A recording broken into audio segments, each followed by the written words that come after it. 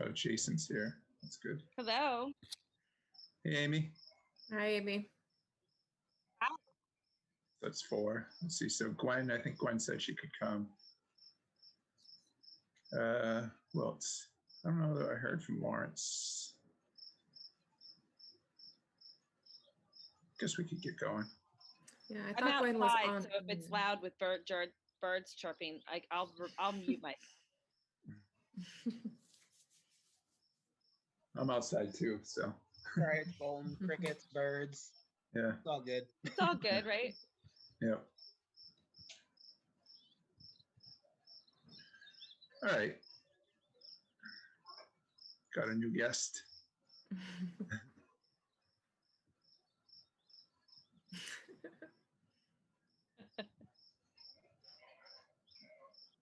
Is that you're younger or you're older, Sean?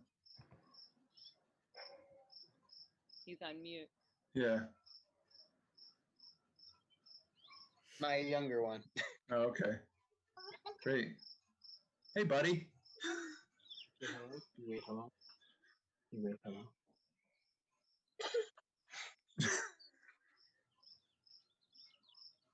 All right. So anyway. Okay. So let's see. Can you pull up the agenda? Where we going? I know Gwen just sent minutes for April, I believe. I know that was like the first item, right? Do you want to go through minutes? So what do we just have, the April, or was there any other ones we had? Let me see. On the agenda, we're looking at the February, March, and April. I don't. Let me check to see if I have those minutes. I'm not sure if I do. Yeah, we could at least do the April ones. I know that Gwen just sent those. Okay.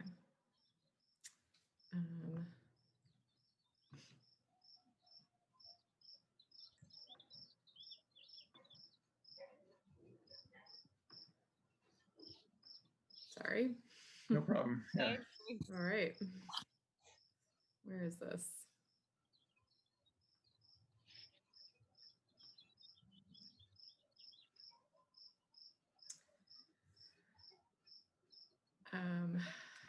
Yeah, so this is what Gwen sent from April. She basically highlighted the meeting we had with Bob Romer. Can you all see this larger email, the larger scale one? Yep. I see all your email. I mean, I don't know if you wanted to share just the email, but.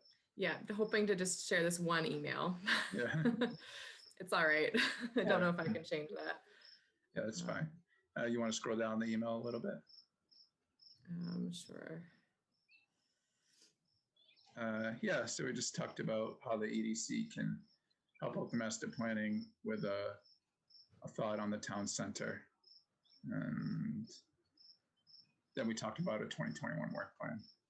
So just get a motion to approve these minutes unless there's any questions. I motion to approve them. Second.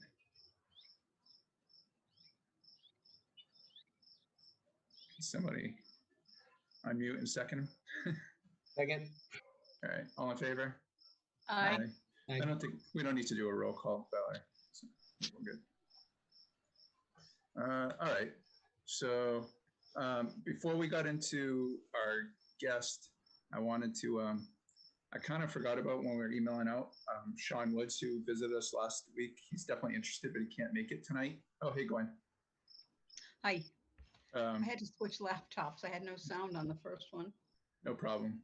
Yeah, so we just approved your April minutes. Thank you. Thank you for doing that. Sure. So Sean Woods, who we met, I think last meeting, or maybe it was the meeting before, he's definitely interested. So I was hoping that we could have a vote. So actually, Rick Bernier is no longer on the EDC because he's moving out of town. So it was great to have him. It was a lot of help when he was here, but now we have an open spot, and we had Sean Woods was interested in joining. So we need a vote here, and then the selectmen can approve him. So if we could just have a motion. I think, I'll have to put that on the agenda for the next meeting. All right, that's fine. We can do that. Yeah, sorry. Yeah, no problem. That was kind of last minute. All right. Okay. So anyway, then I guess we'll jump right into, I've been talking to Jason Palich, I think is how you say his name. Maybe you can correct me. Correct. Very few people get it right on the first try. Good job. So he's from the 495 Metro West Partnership. And we've talked to, I forget, who was your predecessor, Paul? Paul Matthews. Yeah, Paul. He's come to the EDC before. So I thought it would be a good time for Jason to introduce himself and what the 495 partnership does for communities like Bolton and those along 495. So I don't know if you have any presentation or if you just want to talk or share or. I don't have slides or anything. I just talk for a little bit, if that's okay. Yeah, that's fine. That's great. So, first of all, I want to thank the Bolton EDC for having me, and I'll just go through a little bit about who the partnership is, how we're constructed, what we do, both in terms of economic development and more broadly, and I'm happy to take any questions after that.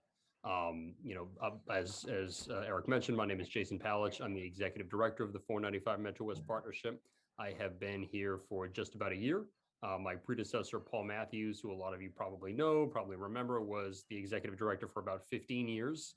And so I have some very big shoes that I'm still occasionally partially filling from time to time. But really happy to be here with you all. So just, by way of background, tell you a little bit about who we are, what we do. And I apologize, I'm going to be looking, I have my 3 screens going in front of me. So you're on the middle one and my notes are on the right-hand one. So the partnership, 495 Metro West Partnership, we are a unique public-private collaboration among businesses, municipalities, and other stakeholders, including chambers of commerce, environmental organizations, developers, regional transit authorities. We are an economic development organization, but we're not just a business organization. We have a lot of different stakeholders, including cities and towns around our table. And we are focused on creating an environment that prepares for and cultivates sustainable economic growth across our 36 community region. We do this by providing coordination, education, and advocacy for solutions to regional constraints and limited natural resources. The key priorities that we address within the partnership, within our service area, are all separate and unique, but they all interrelate to one another as part of a holistic network of needs. All of our areas of concern are equally important and have to be addressed together in order to achieve the goals of the organization. Our areas of focus include transportation, housing, energy and sustainable development, and water resources, among others. We maintain a few issue-focused committees which address a myriad of these regional topics and provide a forum for discussion, informational presentations, and coordination. And as I mentioned, each of these areas of focus are different, but they all directly impact economic development. Far from being a separate matter, economic development is impacted by all of those issue areas. Quality of life, not just for businesses and employers, but also for residents as well, where people want to live. I mentioned that we do a lot of our policy work and committees, and I'll talk a little bit about those in a minute, but I just want to note, unless I forget to do so later, all of our committee meetings and events are open to all interested persons. We're not a pay-to-play organization. All of the work that we do in a committee setting is open to anyone who's interested. So I'll go through those a little bit shortly, but just to tell you a little bit about our service area. So as I mentioned, our service area is 36 cities and towns. To envision our service area, if you're imagining a map of Massachusetts, I like to describe us as a diamond between Boston and Worcester. On the eastern edge of that diamond would be Natick and Wayland. To the north would be Westford, is our northernmost community. We go out west to Shrewsbury and Westboro, and then down south to Foxborough and Plainville are our southernmost communities. The region is home to approximately 1 in 10 residents of Massachusetts, 1 in 10 jobs, 1 in every 10 payroll dollars in the state. And the region's payroll is somewhere in the neighborhood of about $25 billion a year. The partnership serves as a coordinating entity among these 36 cities and towns, many of whom share very common traits. How did the partnership get started? Why did the partnership get started? If you look at these communities, Bolton, Stowe, Maynard, Southborough, Holliston, Hopkinton, a lot of these communities have a lot in common, but they are otherwise divided. They're divided by county, they're divided by congressional district, they're divided by planning council, they're divided by RTA, there's different chambers of commerce, they're divided by things like river watershed. The region is on the periphery of Boston, but it's not quite central Massachusetts. Indeed, the impetus for the partnership's founding in the first place was that this region, where there is a lot of commonality, had lacked for a cohesive voice to speak for us. The region was always on the border of other types of boundaries. And so that's why the 495 Metro West Partnership was set up in the first place, to be a unique voice for our very unique region. Since our founding in 2003, we've added 4 municipalities, which we're very proud of. It demonstrates some of the success that we've had. And actually just recently, in December of last year, we added our most recent community, which is the town of Plainville, just south of Rentham and Foxborough. So we're very proud of that. Our board of directors is comprised of representatives of all of our different stakeholder organizations. So our board of directors is comprised of representatives of our municipal governments, businesses, environmental organizations, planning agencies, higher education institutions, chambers of commerce, and other stakeholders from across the region. Even the leadership of the board is actually balanced as such to represent our different stakeholder elements. Instead of having a chairperson, we have 2 co-chairs, one from the public sector, one from the private sector at all times. We have 2 vice chairs, one from the public sector, one from the private sector at all times. And though there's a common misconception that all of our 36 municipalities are guaranteed a seat on our board, that's not the case. There are only 9 municipal seats. One of our board members is Don Lowe. You're a town administrator who is a great member of our board. So even though Bolton is actually our second smallest community by population, you are in fact represented on our board of directors, and we're very happy to have Don's service. I'll also note that members of our area's state legislative delegation are also, they're not voting members of the board, but they're advisory members of the board. And they're very much an active part of our coalition as well. A lot of advocacy organizations think of themselves as speaking to elected officials and state legislators. We actually have them as part of our coalition because we want their voice both in policy making and in economic development work. The staff complement of the 495 Metro West Partnership is a grand total of 2 people. So I'm the executive director. I have 1 staff member. We have a manager of policy and planning, and we are blessed to have a co-op student, student intern from Northeastern University. We have one in the fall, one in the summer of each year, but there are only 2 people who work here full time. We're very proud that people commonly think somewhere between 15 and 50 people work here, but in reality, there's only 2 of us at any given time. So some of the economic development work that we do, I always start by talking about public policy. We do a lot of advocacy work for the region in the realm of public policy, and that's both advocating on behalf of the region on a couple of issue items and also coordinating within the service area. I start with public policy because, as I mentioned in my early remarks, public policy is directly related to economic development. When we talk about the issues we focus on, transportation, housing, water resources, energy, these things all have a direct bearing on economic development. Economic development is more than just an effort to, attract or retain a specific employer or a specific business or get a specific site occupied. But they directly, all of these issues directly impact the quality of life, both for businesses who are looking to come here, as well as employees. And one of the strengths that our region has, one of the strengths that Massachusetts has, we have a highly educated, highly skilled workforce. And so quality of life for residents is absolutely something that has an impact on economic development. So when I talk about the work we do in an economic development front, I start with public policy because a lot of the issues that we work on directly impact or indirectly impact economic development. But some of the more sort of traditional economic development work we do, we are always involved in an ongoing campaign to engage with regional employers, whether that's a retention effort, talking with our employers who are already here, whether they're just here and everything's great, whether they're considering expanding and they need some assistance doing so, whether they're folks nearby who are looking to come to the region, whether they're folks on the outside exploring. There's a couple of different types of business groups that you guys as EDC members are probably well aware are doing a lot of growing in our area right now. A lot of pharmaceuticals are looking to do manufacturing sites in 495 Metro West. E-commerce is exploding. Everyone is dealing with Amazon and the impacts of those deliveries. Storage. So there's a couple of different business types that are not only growing overall, but are particularly attracted to 495 Metro West. So we do try to not only work with them, but also to in some cases, work with municipalities to mitigate impacts there. Other work we do, we maintain what to date has been an internal only listing of PDAs or priority development areas. This was a project the partnership began with MAPC a few years back. We keep an internal list of the priority development areas as identified by all of our municipalities. It was most recently updated in 2018, which might as well be ancient history for priority development areas. We are actually currently working not only on updating it, but actually our goal is once the update is complete, we're hoping to launch a public-facing version of it online through our website, which we're very excited about. I did check before the meeting to see if we had, so our student, I mentioned we have a co-op student.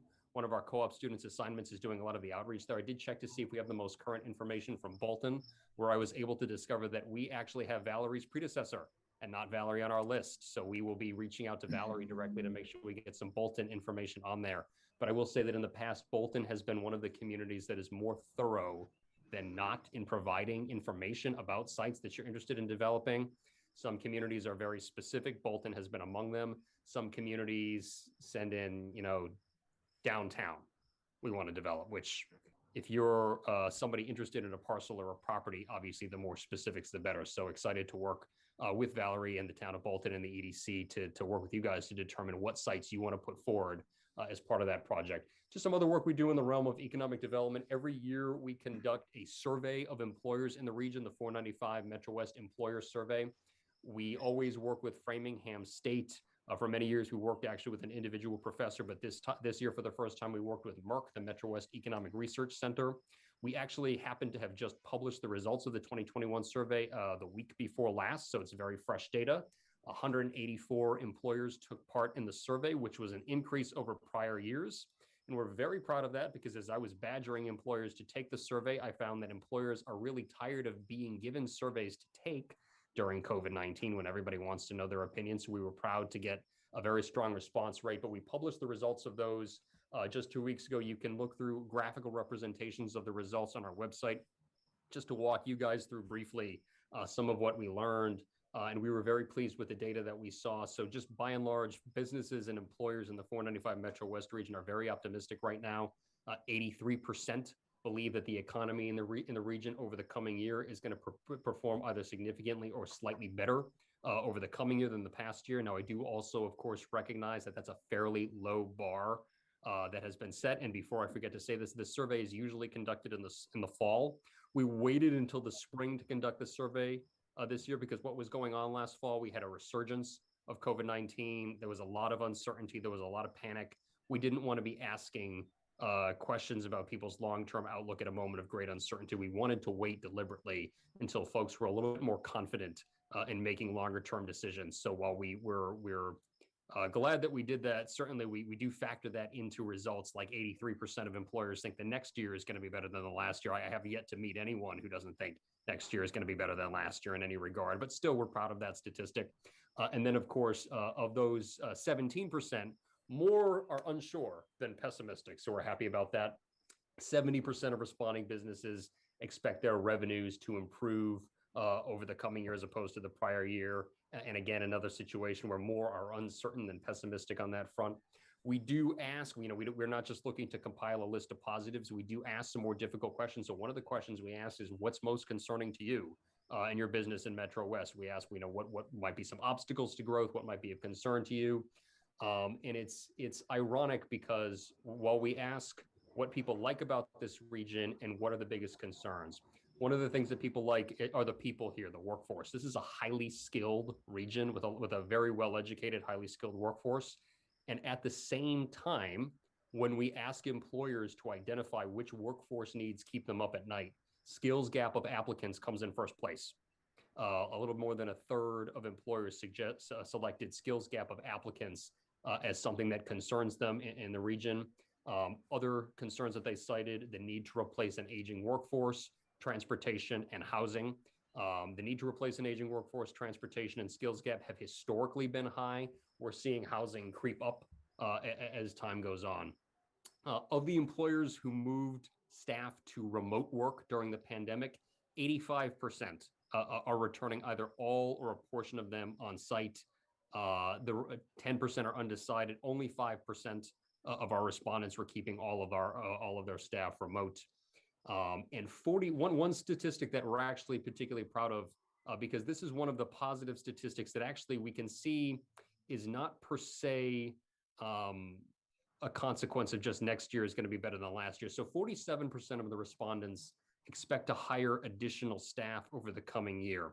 That's actually a higher figure than previous years that saw really strong GDP growth in Massachusetts. If you look at 2015, 2016, which were both years that saw strong GDP growth in Massachusetts, when you look at the surveys the prior year, a smaller percentage of respondents during those years were actually expecting to hire.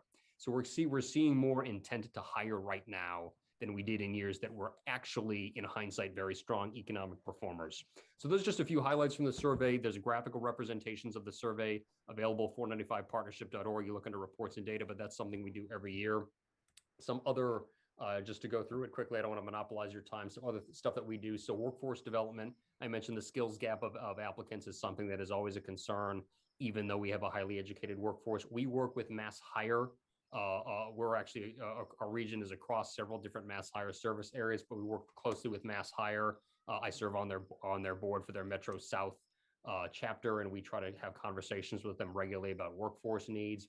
We work with our area colleges, Framingham State University, Mass Bay, Dean College are all stakeholders of ours. And we work with them to try to make sure that they're coordinating with our employers, try to communicate back what we're hearing in terms of skills gap and needs. A project that we're about to start undertaking that I'm very excited about. We received a small grant from the Mass Office of Business Development. We're going to be putting together an entirely new resource. We call it the 495 Metro West Supply Chain Directory. We're going to be compiling an online resource of information of businesses that are located in any of our 36 cities and towns that have something to do with a supply chain for somebody looking to source something more locally as part of their supply chain management. Manufacturers are obvious. People who make things are always obvious parts of any supply chain. And there's actually some existing resources, including Mass Manufacturing Partnership, that put out information about manufacturers. But we're actually going to be including some other elements of the supply chain as well, including storage and warehousing, which is another big component of supply chain management, as well as some transportation and logistics shops that serve the area. So that's actually a brand new project that we are just getting underway. We're hoping to launch that in the fall. Very excited about that. And then the last thing I want to mention under the heading of economic development explicitly is that we are what is called a REDO, a regional economic development organization. So we're one of, I believe, 9 REDO organizations across the state. We work with the Mass Office of Economic Development, and being a REDO means not only you do a lot of the work I already talked about in terms of trying to work with employers and attract new ones. We also provide technical assistance to any business that needs assistance. I love the phrase technical assistance, which in my first year on this job, I have found out means just helping businesses with whatever they need to succeed. Technical assistance can be anything from like, hey, we're trying to do something in our municipality. We're really not sure where to start. Can you connect us with the right people? To one of the businesses in our region needed to get information on the switching over from winter to summer gas. And I got to find out which obscure DEP employee handled that. So as a REDO organization, we try to just, somebody reaches out to us as a business and I have this question, I have this need, I'm not really sure how to succeed. We do whatever is necessary to fill that void. We're not alone in that. Chambers of Commerce do that. And I see Valerie nodding along a lot. I know a lot of our municipal employees do that as well. So I don't want to act like we're alone in that work, but that's something that we do that we're very proud of. Not wanting to monopolize your time, I want to just go through very, very quickly some of the policy areas that we focus on that I mentioned all relate back to economic development, one of the biggest of which is transportation. So we are an organization that not only does informational and coordination projects on transportation, we do advocacy as well. So we have advocated for additional transportation investments. We are strong advocates for improved commuter rail service. We have been screaming at the top of our lungs about the need to be prepared for folks to return to commuter rail. And I know, especially in communities like Bolton, I live in Shrewsbury myself, where there is not a commuter rail stop. In communities where there isn't a commuter rail stop, sometimes it's not as obvious, but it's important to remember traffic is not a linear function. All of our highways are designed to handle a certain amount of capacity. And once you start going over that capacity, every additional car makes traffic exponentially worse, makes everyone's commute exponentially worse. So the more commuters we can keep on alternative forms of transportation, the better for all of us. So commuter rail is a big point of advocacy for ours. Specific projects we do a lot of advocacy on, and that's advocating on behalf of our cities and towns for projects of concern to them, either in the TIP or the SIP process, but also monitoring major transportation projects and advocating on them. So we were actually the principal catalyst as an organization. I have to say I can't say me, it was really my predecessor. I've only been here a year. The project has been underway for a while. But redoing the 495 Mass Pike interchange was the project's raison d'etre for many years. That's finally coming to pass next year, which we're very excited about. My big transportation project of focus is one that on the surface has very little to do with us, except when you think about the impact. Some of you may be familiar with the Alston Multimodal Project. So for a period of between 8 and 10 years, Mass DOT will be replacing the Alston Viaduct. That's the portion of the Massachusetts Turnpike that snakes through the Alston neighborhood of Boston, right near where Boston University is. And again, on the surface, that may seem like a distant thing that has nothing to do with us, except that not only will they be reducing capacity on the Mass Pike for a period of years, but the project may require reduction in commuter rail capacity at the same time. That is a project that has the potential to impact not only commuters from points west, but also freight that passes through. So that is something that is going to impact all of us. We keep our eye on that. So transportation is a huge area of focus of ours. Housing. I don't have to tell you guys that housing costs have been skyrocketing, and it's not just costs that have been going up. There's also a question of housing stock as well. This is a place where commercial real estate is substantially more affordable than Boston, Cambridge, Waltham, but it's also a very expensive place to live. In addition to being an expensive place to live, there is a lot of employers, especially in some of the industries that are growing out here, high tech, life sciences, that for lack of a better way of saying it, they're looking to recruit, hot young talent, trying to get young people out. And even where the salaries might support heavy housing expenses, young people who are currently living in Cambridge and Waltham don't necessarily want a $900,000 single family house on a cul-de-sac. So housing is an issue that is a substantial economic threat to our region. I mentioned that we do work on a variety of issues through committees. We actually just started for the first time a housing committee, which we launched back in March with a presentation from Amy Dane, who's a housing researcher on housing stock in the region. We also had a presentation from Chris Clutchman at DHCD on some of the new housing choice laws that were put into place. The next housing committee session is actually this coming Wednesday morning. We're having a presentation from MAPC on their new housing submarket study. For those of you who are housing nerds interested in housing submarkets, MAPC does a great job with this presentation. That's 8:30 Wednesday morning. You can sign up online on our website. But also we do focused work on water resources and energy and sustainable development as well. I'm looking at the clock, realizing how much of your time that I'm eating. So I'm just going to wrap up. Collaboration. We work a lot with our local EDCs and chambers of commerce. We have what I like to regard as a symbiotic relationship. Because the partnership does a lot of policy work, a lot of the employers who are stakeholders of ours, whether they're investors in our organization, whether they serve on our board, they tend to be larger employers. We have Boston Scientific, Dell, EMC, IBM, Sanofi, Synovian, folks who do government relations work where public policy is something that they're regularly engaged with. We do not tend to have at our table smaller employers, restaurants, retail, who are the backbone of all of our local economies. Those folks tend to engage with their chambers of commerce and their EDCs. So we actually rely on our relationships with chambers and EDCs to sort of keep me in the loop as to what our smaller businesses are hearing. We actually just did some advocacy last week to our legislative delegation regarding the need to extend the emergency provisions around outdoor dining, which not only are all of our smaller restaurants talking about, but a lot of our cities and towns are as well. So, in terms of where we can collaborate in particular, I want to highlight that we're actually somewhat reliant on EDCs and chambers to keep us up to speed as to what's going on with some of our smaller employers who really have to engage at the local level. So with that was way too much of your time on what the partnership does, and happy to take any questions or comments or thoughts or ideas on what we could do together. Yeah, that was great. Thank you. So a lot that you said definitely hit where we currently are as a town. On going through, I guess I'll start on the east side of town. We have Paragon. I don't know if you know all these businesses, but they're a manufacturing business. They have warehousing, which actually they're renting out space. Across the street from there, we have a vacant warehouse / manufacturing building that we've been trying to fill for a bunch of years. There's been a couple of marijuana facilities that looked at it, but just hasn't worked out with the town for whatever reason. On either side of 495, there's two big lots of land. One that's undeveloped. It's like 27 acres. And on the other side, there's the Bolton Office Park, which they're going to be actually becoming. It's going to be turned into a 40B, and it's about 230 or 50 housing units, apart rentals, which Bolton doesn't have any of. And then there's been transportation projects along 117, because I know Paragon, some of their major concerns were getting employees and trying to get out to, being able to get to 495 at rush hour was really tough, 5 years ago, because there was like no left-hand turning lane on Aquatic Road, which I don't know if you know that area, but it would back up. So we've been trying to fix that area. So basically, a lot of the things you brought up definitely hit where we are as a town, trying to fill space, trying to keep current employers, and we have even some pretty prime land right along 495 that hopefully can be developed, and so we have housing coming in. So I know in the past, Paul, like toward that Cobham building, I think it's 58 Main Street.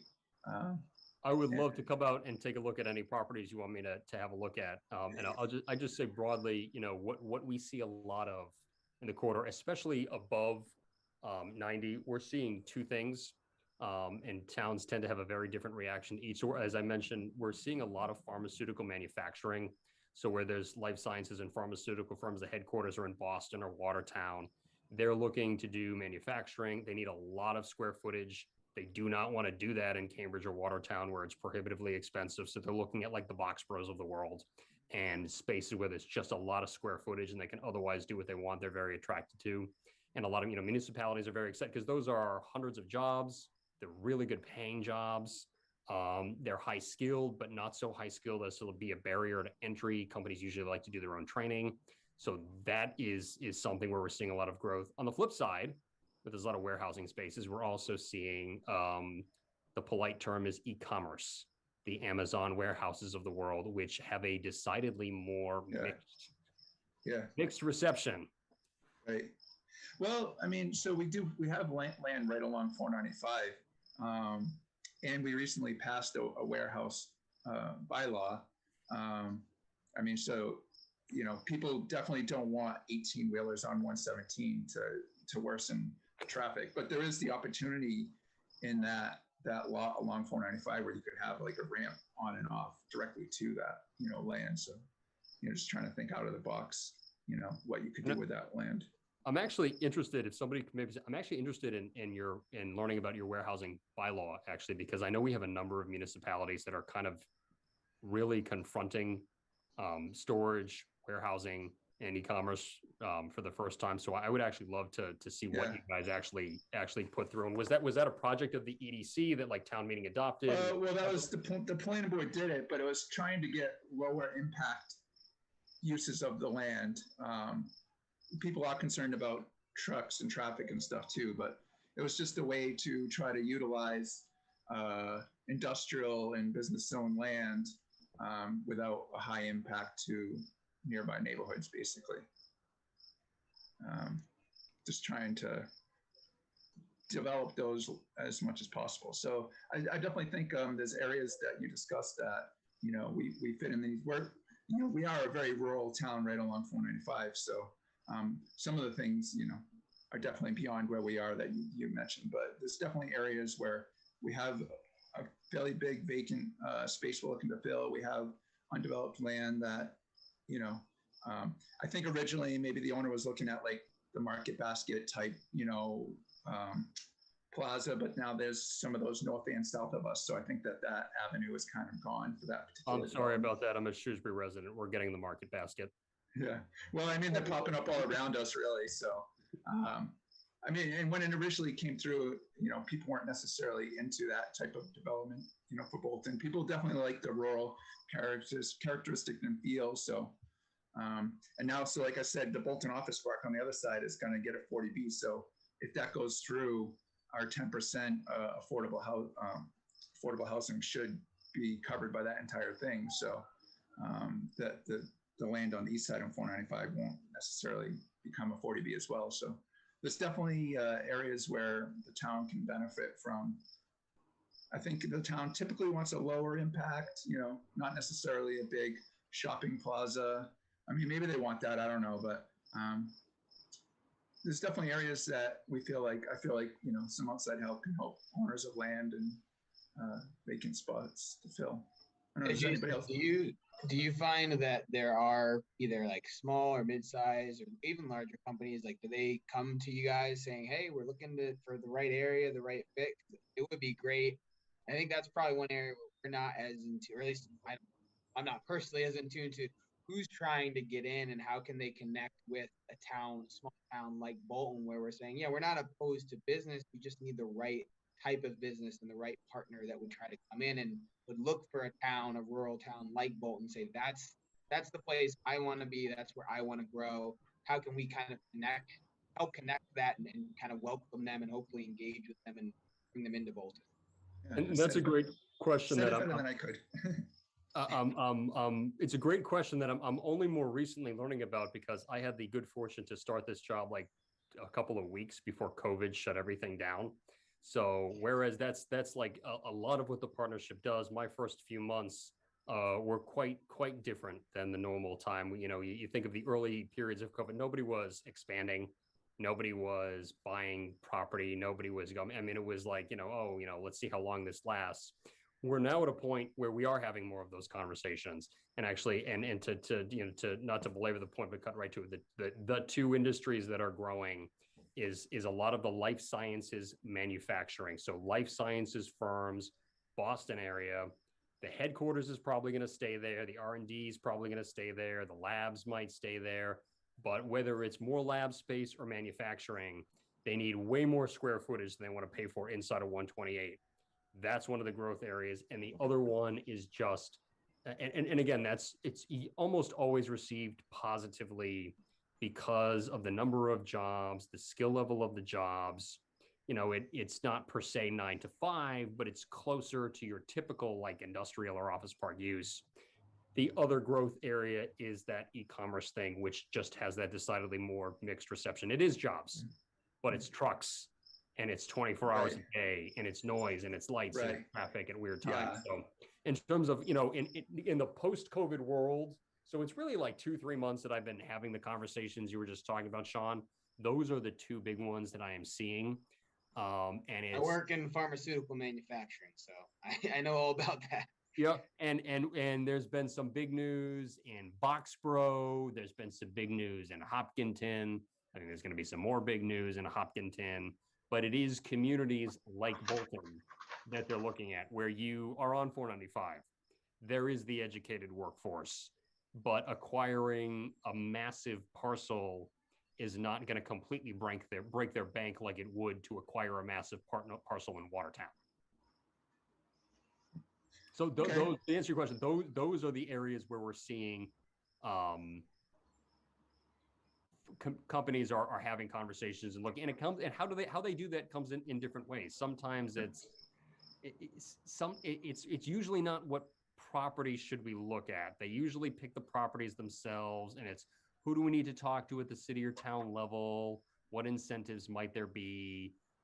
Things like that. And so it's a lot of answering basic questions and making introductions. Well, this has been great, Jason. It's been nice to meet you. And I just wanted to go through the overview, and hopefully we can be involved in the future on, we can give you more details about vacant spaces and open land and stuff and see if we can, I'm sure the owners are trying to do whatever they can, but if there's, something the town can do to, make it 1% easier, it'd be good. We could do that.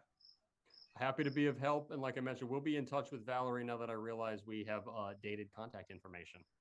Great. Thank you. Thank you. That's great. Bye. I'm going to jump off unless you guys need me further. Nope, we're good. Thank you. All right. Keep up the good work, everybody. All right. All right, Valerie, what's next on the agenda? I don't know if you could pop it up. Yeah, here, I can share my screen.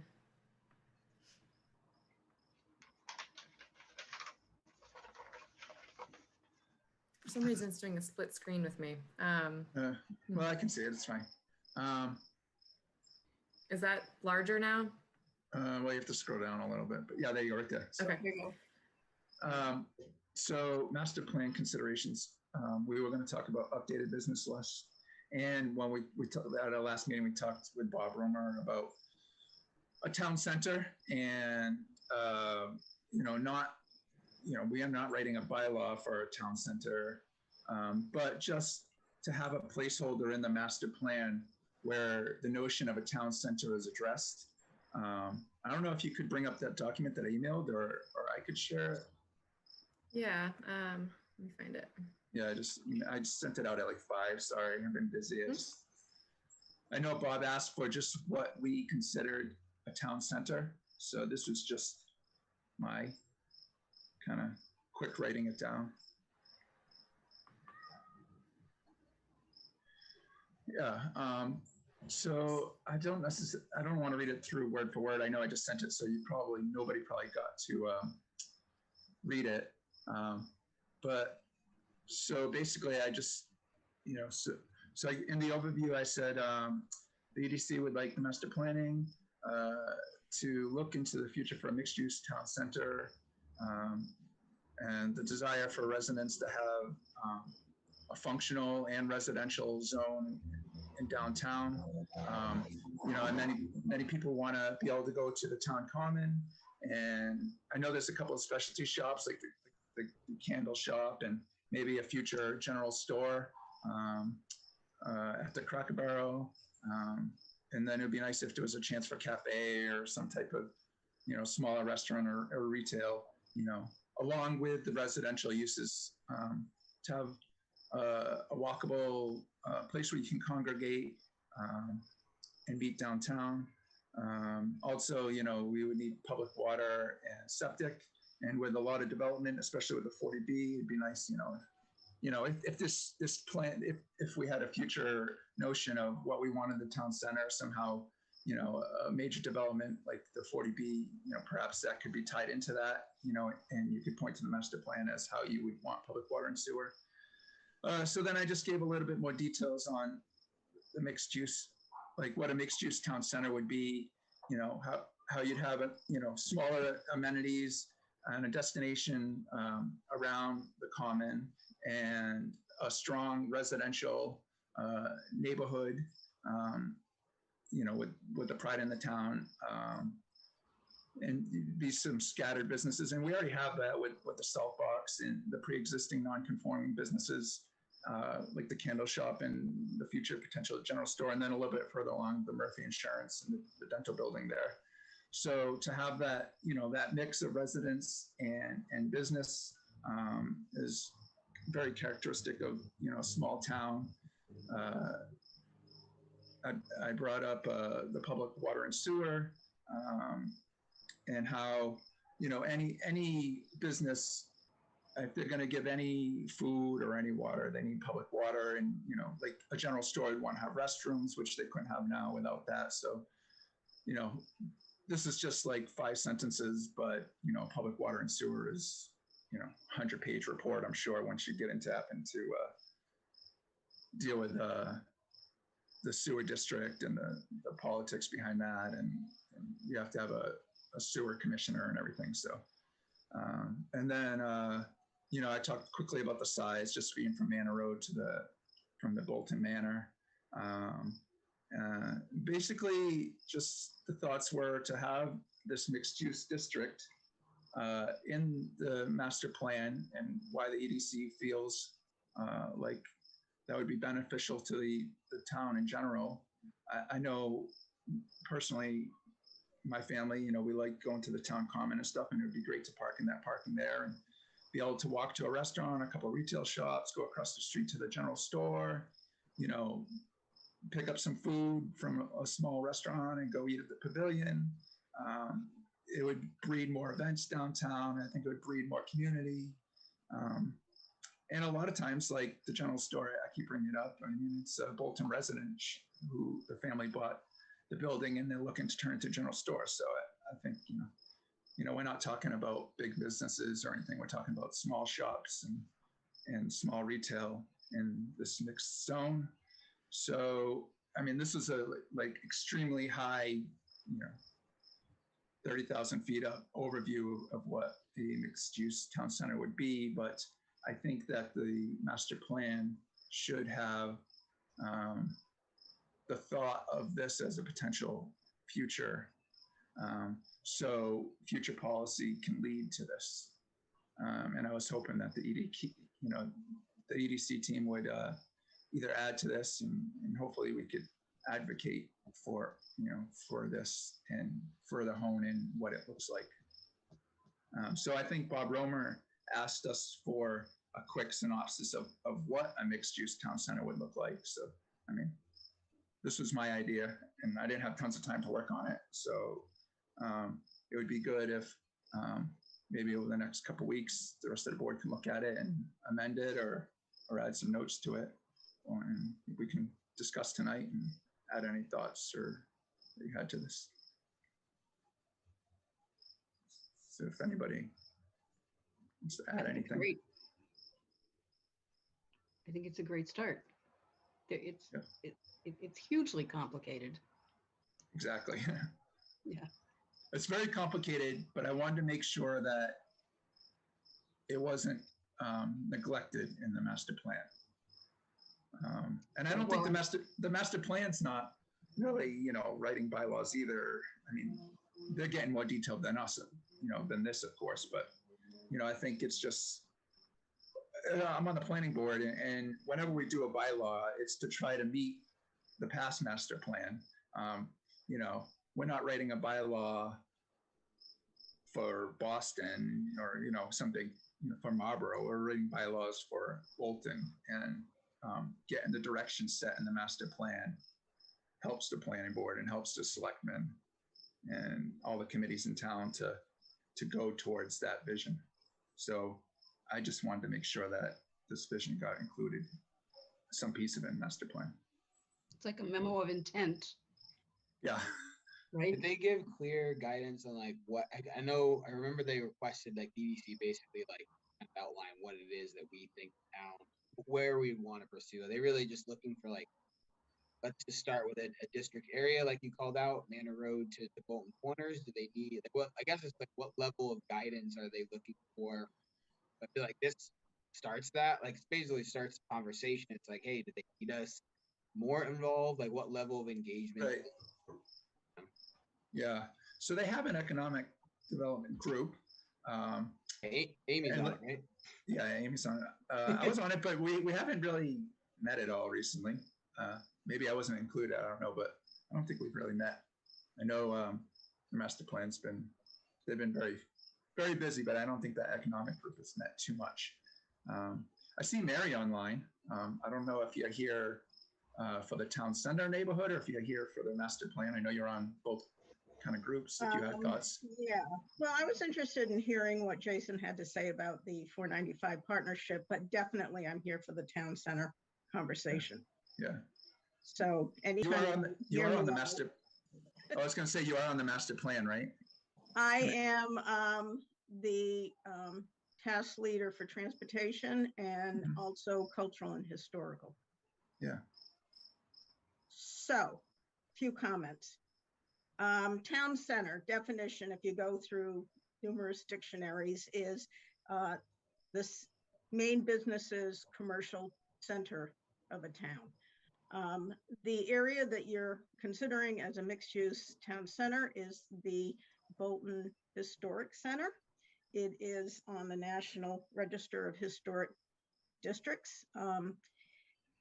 All of the protective covenants that exist in Bolton, demolition delay bylaw and such, have no teeth, which means any kind of rezoning that you want to do in that area will more than likely mean that they're going to be tear downs. So my question to you is, do you want that area to look like Stowe, or do you want it to look like Acton? Now, if you look at Acton, you've got, is it Kelly's Corner? That's their business district. That's their town center. That's where all of their commercial and business is located. Where Acton has their town hall library, that is a local historic district. It is protected. And that's why it looks the way it does. So I would say if you want to move forward in trying to convert Bolton's Historic Center into a mixed-use town center, then you are going to see a very different picture than what exists today. And it's not going to be pretty. Yeah, so visualization of it is to look exactly like it looks, basically. I love the candle shop there, and that, well, you're shaking your head no, but so I love the general store and the candle shop there, and refurbishing what's there. I mean, I understand it's complicated, and I definitely don't want to tear it down. I don't want it to be modern. I want it to be modernized in the sense of adding public water and sewer, which would be good for residential and the pre-existing non-conforming businesses that were there. But I don't want structures torn down. I don't think anybody does. I think people want to keep the charm and character of the town. People want to keep the red brick. People want to keep the red brick Cracker Barrel, but they want perhaps the general store to be there. That a community. I know that Emily Winter is the owner. She talked about having a community space or an art space. Just a place where people can, like I said before, go to the town. Just realize, once a property is sold, there's nothing that's going to protect that property. Right.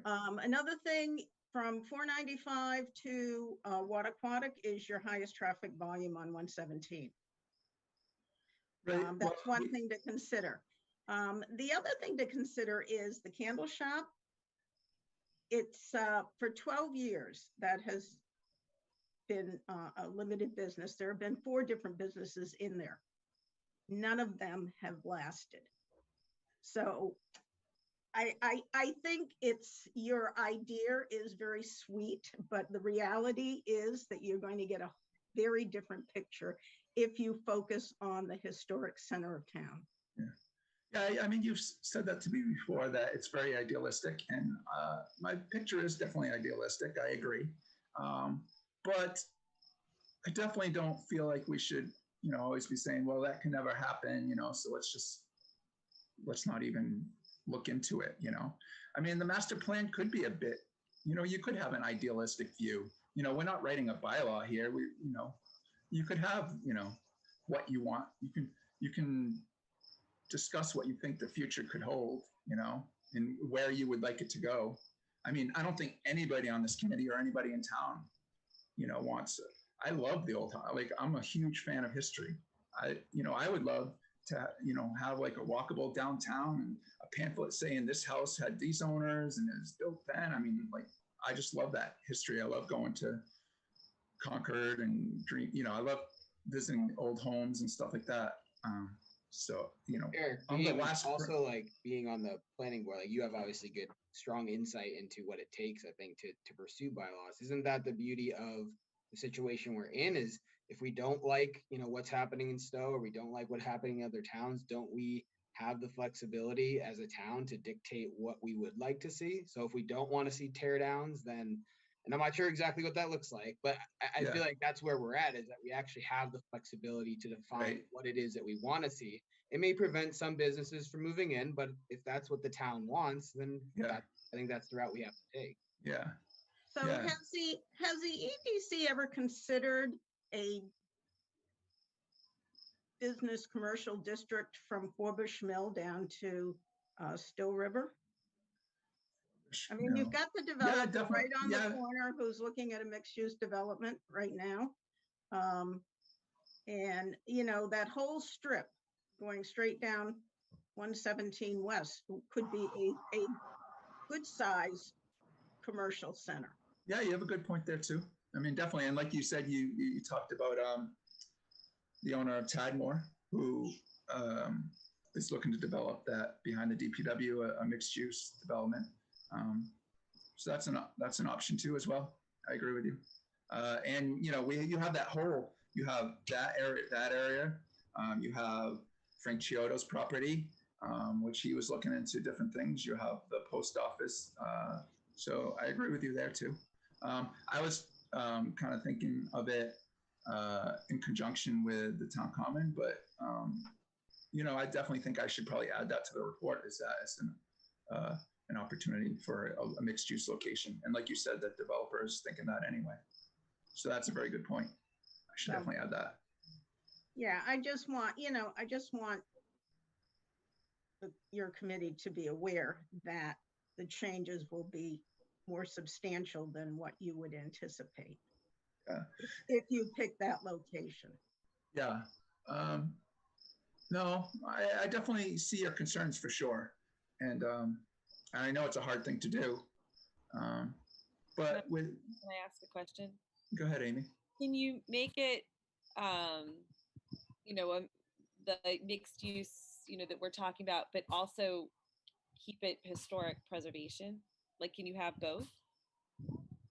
I mean, like Sean was saying, I don't see why not. I mean, you know, maybe that is something that we want to highlight in this document as well. But, you know, in the master plan, when it if they do address some type of mixed use town center or mixed use, the other zone Mary was talking about, that, well, I guess historic preservation isn't necessarily in that other area as much, but, you know, say that that's a priority where, you know, historic preservation is a goal of this, you know, and I don't know if you could, you know, write a bylaw such that, like we have the, actually we have the barn and carriage bylaw that says, you know, you can use historic barns and carriages for, you know, another use, as the main goal being to preserve that barn, so it's, people just don't tear it down. They say, well, if I renovate this, you know, I can, like, what's it, Baba Cool Arts on Sugar Road, you know, she had like an old barn and she turned it into her studio basically, and has people there for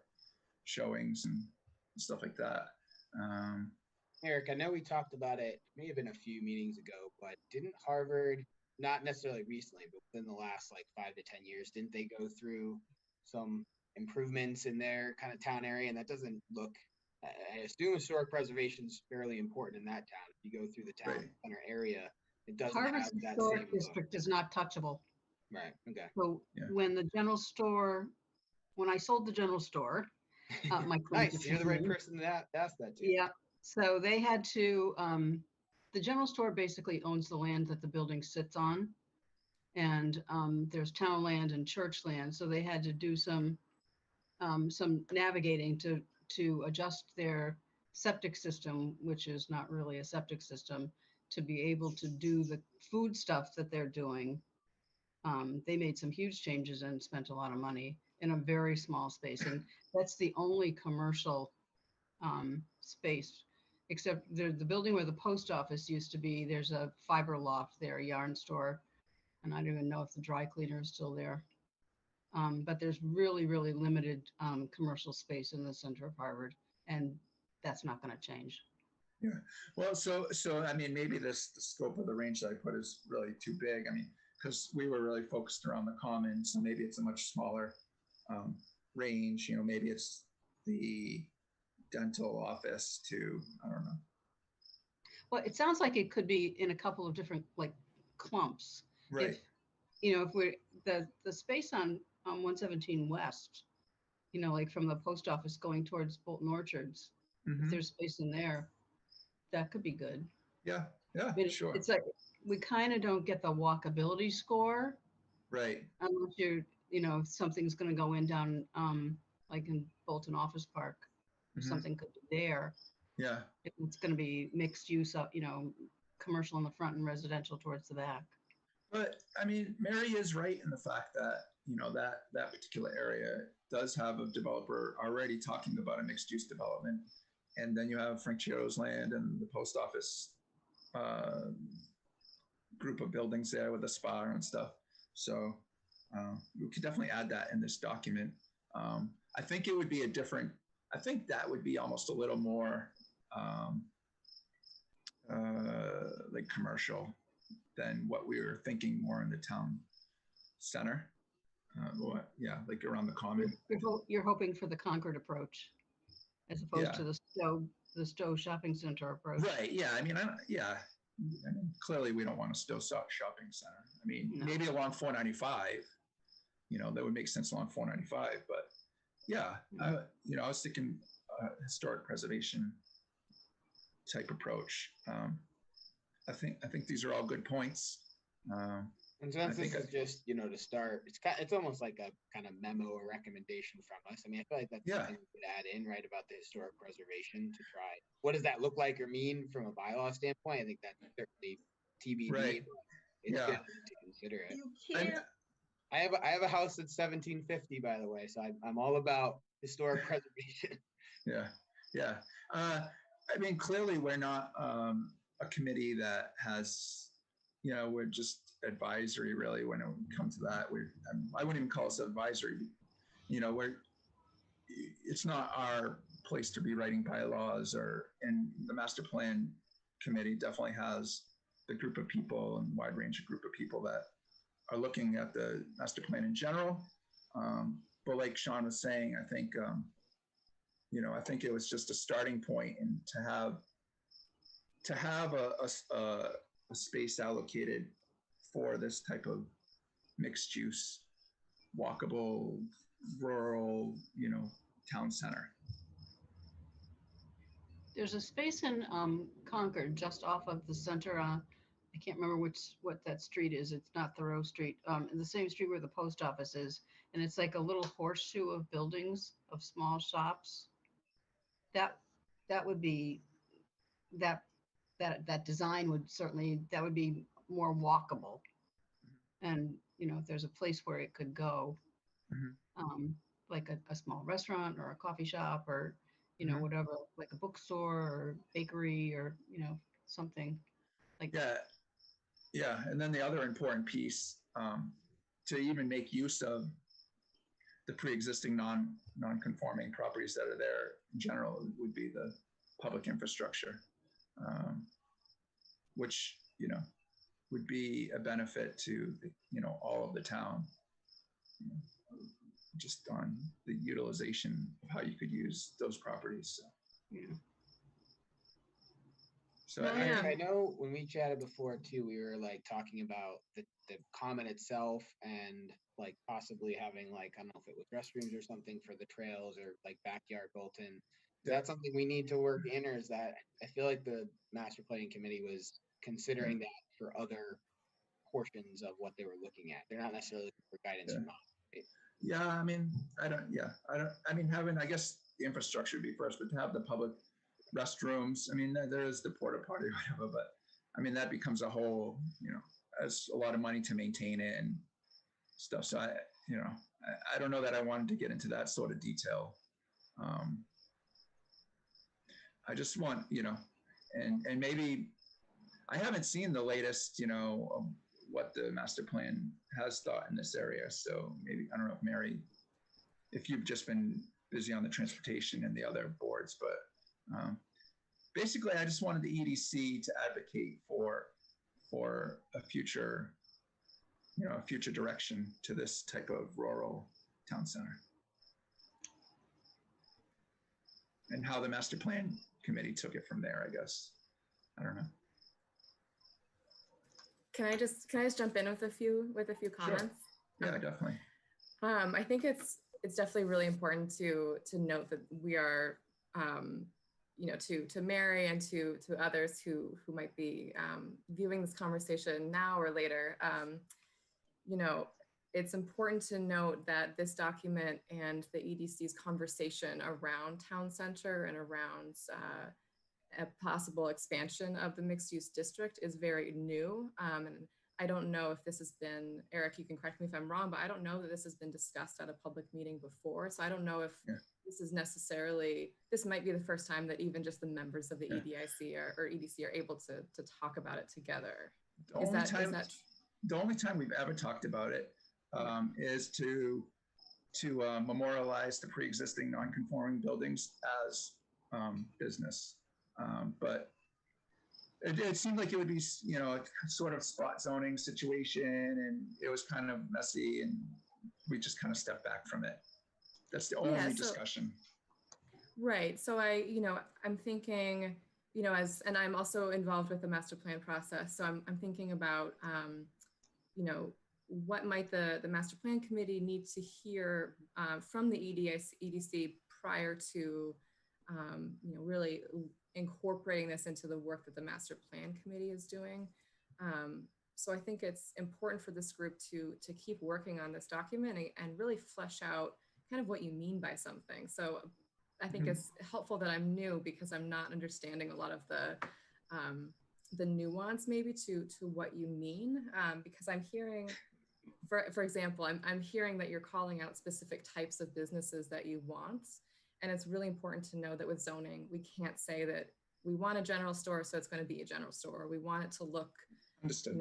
this way. So, we can't say that it's going to be this specific use. And I'm also hearing that the EDC wants business, but might not know exactly where we want business, right? So, just in this one conversation, we've talked about the historic town center. We've talked about the Tadmore area. We've talked about closer to Still River and then by 495. So it seems, from my perspective as a planner, it seems like we're jumping around 117 quite a bit. And we need to, I think before we talk to the master plan committee, we're going to need to say, why the historic town center? Why is this the best place for business? Are we choosing to expand the existing overlay district, or is this a brand new district that we're thinking about? What further information would you guys need in order for you to make this case? Mhm. Right. So one thing, and I should update you, one thing I have done last week, I applied for a grant that would provide the town with a business district assessment and market analysis, so that we can better, because I'm thinking about this conversation and also the planning board being in this odd position with the developer at Tadmore of having to be reactive instead of proactive, really wanting to make sure that we have the information that we need in order to think about whether our business district needs to expand. Maybe it is the right size where it is. So thinking more about infill development or strategies for working with vacancies, and also looking at the market, the resident and non-resident market segments, and thinking about what the trade area is for Bolton and what might be economically feasible, right? We wouldn't want to create opportunities for businesses all along 117 only to have the same problem with vacancies and public infrastructure, and not being allowed to dictate what the business is. So for example, I mean, one of the things that the developer at Tadmore was looking for was a drive-through Dunkin' Donuts.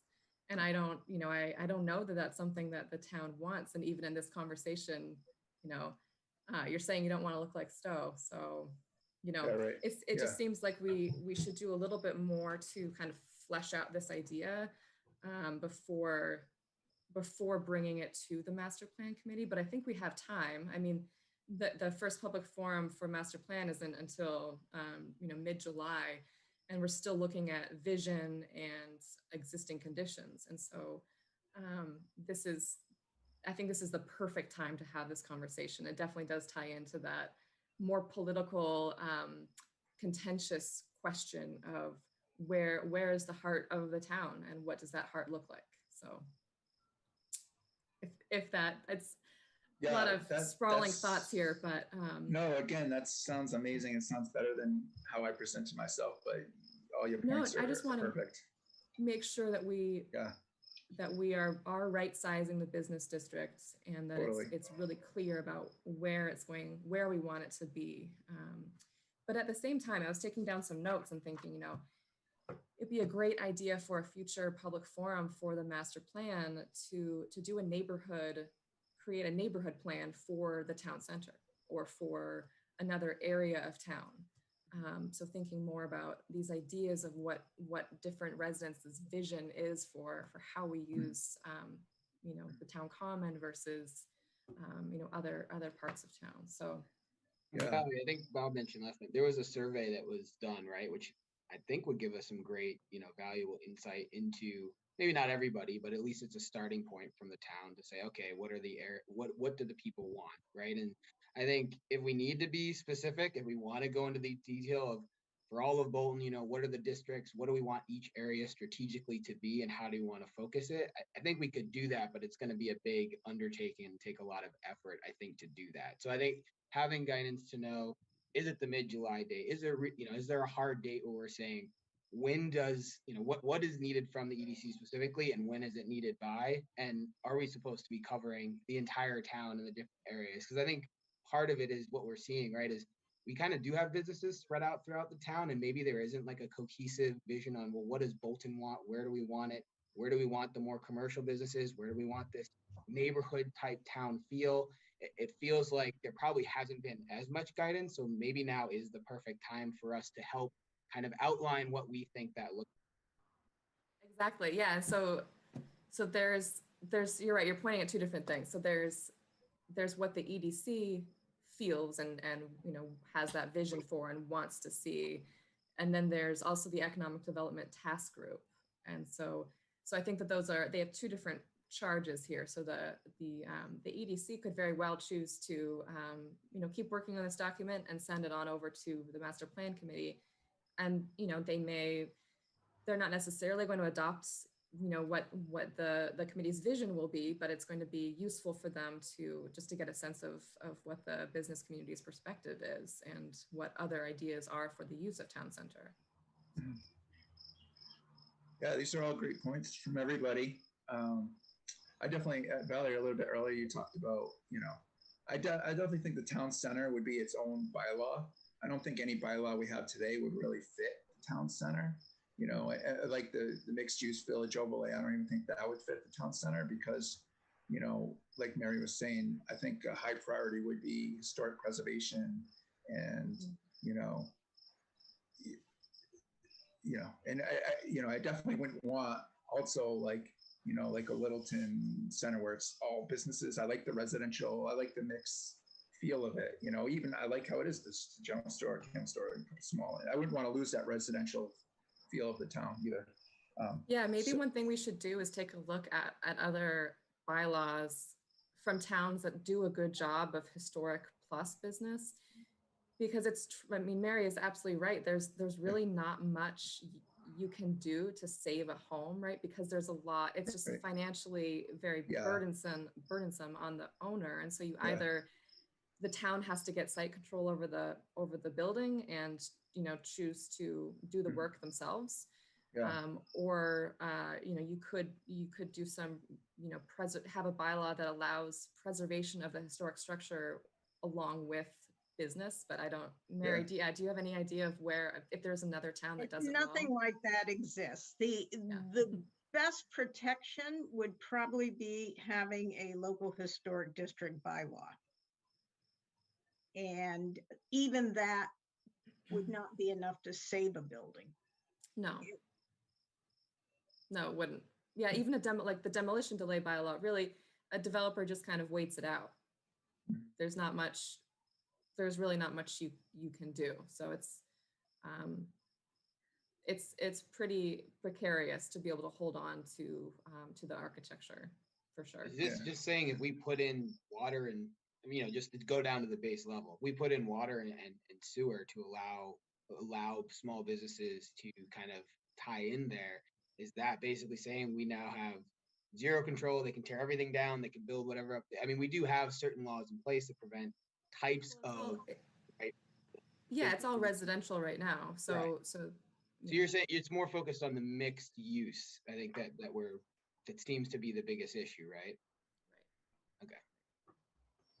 Yeah. Plus, I think other people in town might say that the issue with having a water district or sewer district, it would increase, maybe staff capacity in town. Like there would be other costs as for residents on supporting that. And I'm still new enough that I haven't heard all of the arguments for and against that are unique to Bolton, but I know in other towns it's definitely, like, do we have to have a water department? Do we have to, do we need to, can we include that with the DPW in a way that is financially sound for the town? So it's interesting. There are options. These are all, great points. And that's, I just wanted the discussion to be had and to have a direction in the master plan where I think, just even what we got from the start of this meeting to now, where we're saying, well, maybe we have a certain something town center idea and then an idea for the Forbush Mill area, which I hadn't even brought up. And that's all a good point. So, yeah, I mean, and Valerie, you're more involved in the master plan. I just don't know that the master plan has been discussing what we envision for each one of those zones 10, 20 years from now, you know, maybe they have, I don't know. Well, they definitely will be, and that should be what the economic development task group is. They should be working on that. Yeah. Yeah. So I think that's good. yeah. So maybe we could add to this document, or maybe we go a different route or whatever, you know, however we feel is best. And like Valerie was saying, you know, we're just a piece of information that the master plan would use for their final picture. So, yeah. Should we also consider, I know we brought it up in the last meeting, right? Because we're only meeting once a month. And I think to keep this discussion only going at that frequency probably isn't, we probably aren't going to see necessarily a lot of movement. Do we want to either form a subcommittee that kind of helps, that's able to meet, even if it's just through email a little bit more frequently, or do we want to get involved with the task force in a way to kind of collaborate and better understand what their direction is and kind of just work with them and get in alignment? So we're 7, so we could have like a subcommittee of 3, I think legally. Is that right, Valerie?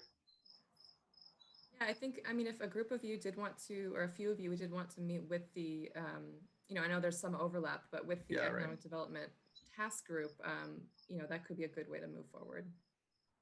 But also, I mean, I think the document is important too. It's important to get down on paper what the EDC's vision is. So it's, and that's absolutely useful for the master plan. So it's, you know, it's kind of 2 things, right? Yeah. But it is useful to have this in writing. And yeah, and Eric, thank you for you know, starting that off, because it's always easier for people to respond to something once they've seen it in writing. So yeah. It's far easier than just trying to kind of talk about it. Yeah, it's definitely hard to get words on paper for sure. Yeah. So I'm going to sign off, but thank you for hearing me out. And no, thank you for coming. Thank you, Mary. Bye-bye. Thanks, Mary. Bye. Thanks. All right. Yeah. So we'll continue this discussion. Yeah. Do we need to have like a vote for a subcommittee, or could we just meet like?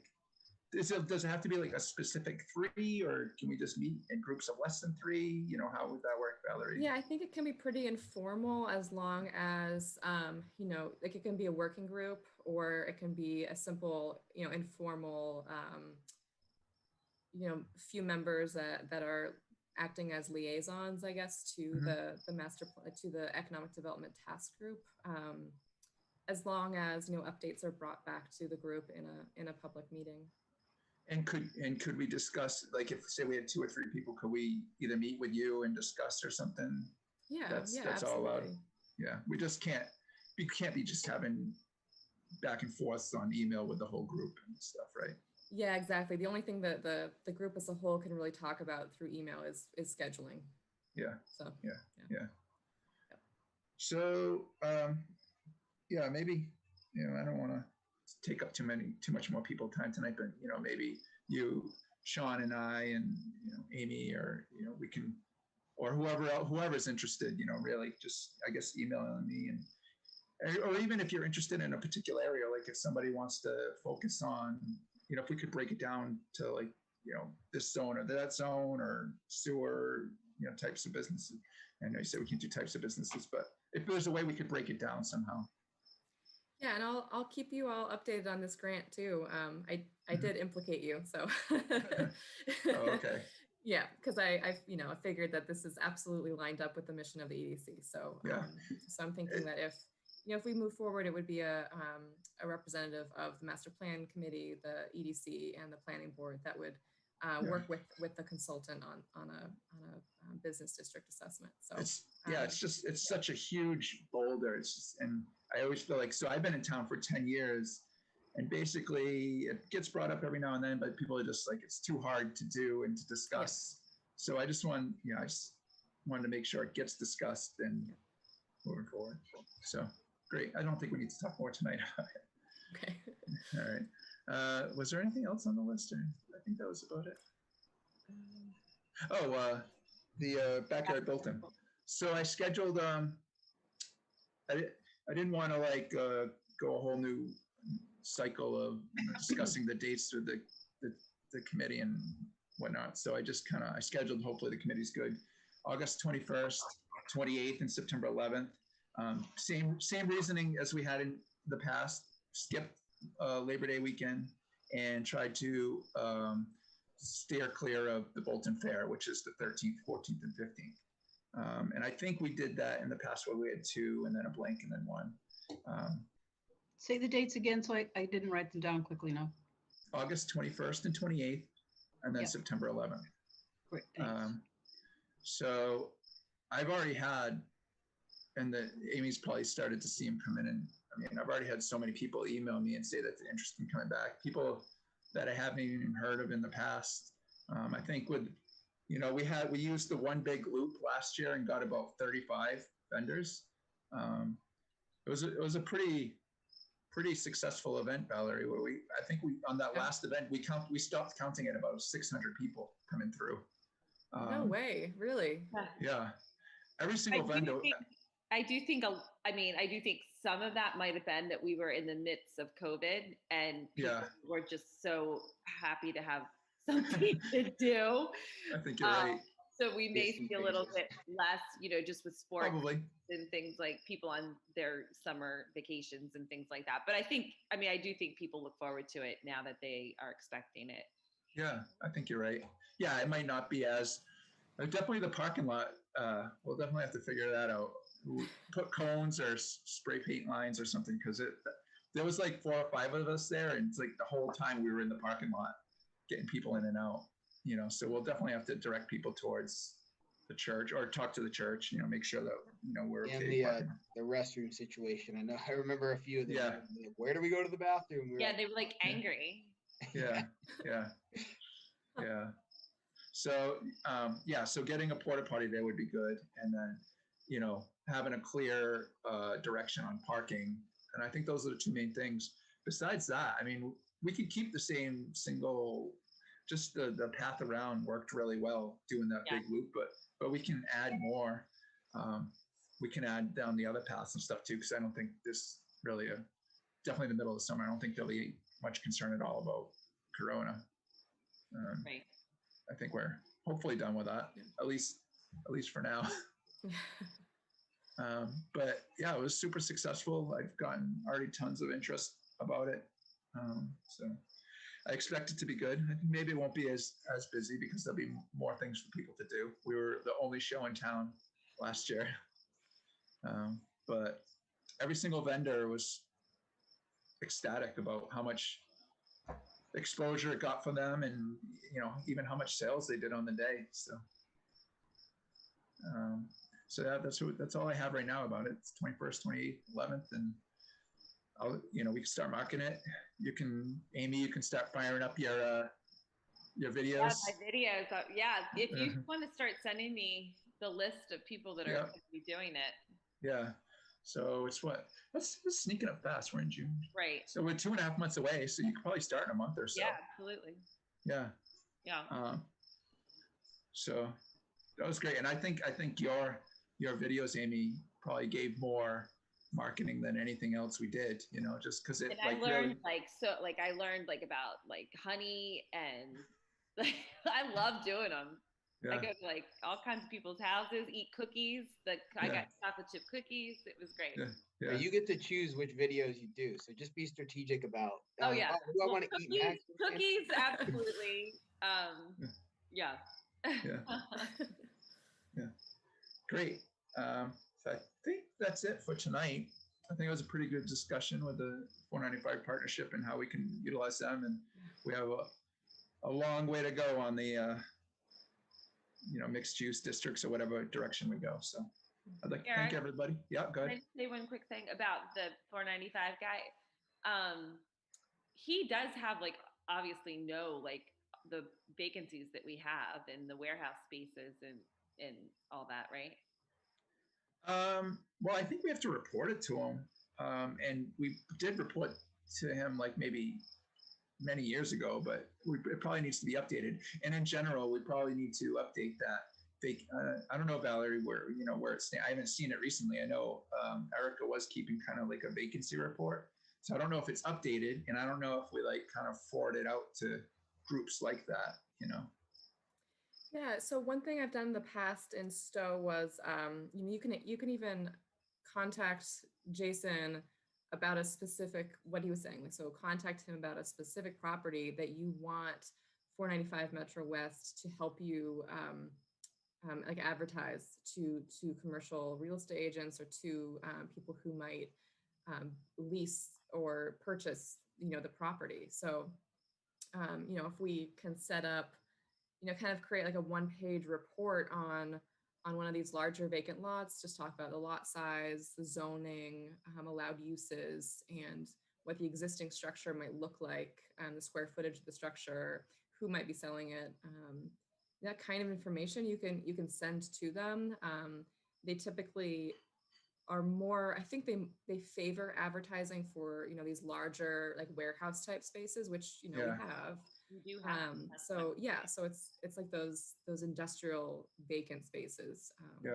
Because as he was saying, these life science companies, want to have a place that they can create to make their own. So in some instances, if it doesn't matter if it's not a building that's beautiful and perfectly well done, right? They want to be able to create the lab space that they need that might be specific to what they're creating. So there are ways that we can work with them to help advertise those spots. Have you been in the Valerie? Have you been in the Cobham building yet? I haven't, no. It's surprisingly in pretty good shape. They keep it has been vacant for 5 to 8 years or something, but it's a great pharmaceutical space. Maybe it even because I know Sean, you're in the manufacturing, pharmaceutical operations type business. If I could convince my Cambridge CEO to move there, I would in a heartbeat. Yeah, but in all seriousness, like I used to work, in Marlborough, right? I used to work for a startup not that large, but we had manufacturing space. I don't see any reason why a area right off 495. There's nothing different. Actually, we probably might be a little bit better because we're closer to Route 2, so we're a little bit better of an access port to basically. You take our hub and you go, east towards the, that Burlington area where it's huge, it's expensive. There's tons of companies. The in between, the people that live in Concord, in those areas like Bolton and stuff. All of these towns, Maynard, they have the employees that then travel like myself to Burlington, do Bedford, only because that's where the business is. But if you brought the business out here, the working force, the families, this is where they live. And if there's ways that we can help connect and bring some of those here, they don't have to be huge. They don't have to be a Boston Scientific.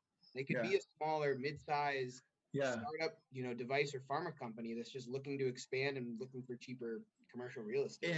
Yeah, we did this, I think, like 4 or 5 years ago. We had like a little walkthrough with Paul Matthews from the 495 partnership, and some people, Don Lowe and Erica and myself, and I think a couple of the selectmen were there.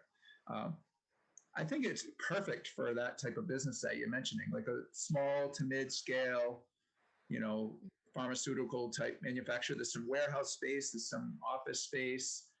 It's like, I think it's well suited for that. There's been a couple of marijuana facilities coming through, and that's, I don't know, it's just so much politics involved in that it seems like, I think financially in the end it might be better, but it just seems like with the neighborhood behind it, and it's just going to be hard, for that to go through. I think it seems, there's just a lot of pressure to approve that type of business.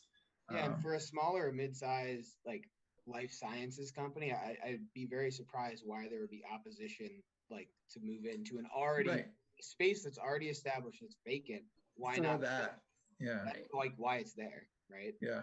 It's not going to have a big impact on traffic. Like it's just not going to have that type of. And it doesn't have the stigma. And a lot of it was people just worrying about property value and the stigma of it. And my kids need to be, at a bus stop, and they don't want, people coming into that. So,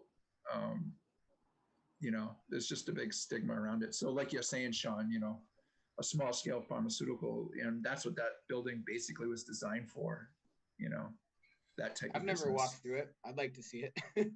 Yeah, maybe I could, because the owner actually, they're like I don't know if they're multinational, but they're a national company, and they have spaces all over, and he's in like North Carolina, but they have a caretaker. So we could maybe set up with the caretaker, maybe a walkthrough and 495 partnership or something like that, Little field trip, EDC field trip. Yeah, that can be our next meeting. It's just, we can, if we still have to do it remote, then can't do that yet. But whenever the next face-to-face is, we can actually do a field trip. Yeah. I'll send out an email. Maybe that would be, I think for the 495 partnership, that's the perfect location to try to get them involved, So, yeah. Anything else? I gotta go. Yeah. Good to see you guys. All right. Bye. Bye. Well, if there's nothing else, we can adjourn anyway. I don't know. Does anybody have anything else? Nope. No. Okay, great. Thank you. Sorry for taking so much time, but I think it was a good meeting. Yeah, this is super productive. Thanks so much, Eric. Okay. That's great. Motion to adjourn, anybody? Second. So moved. All right. All in favor, aye. All right. Talk to you next time. Take All care. right, bye everyone. Bye.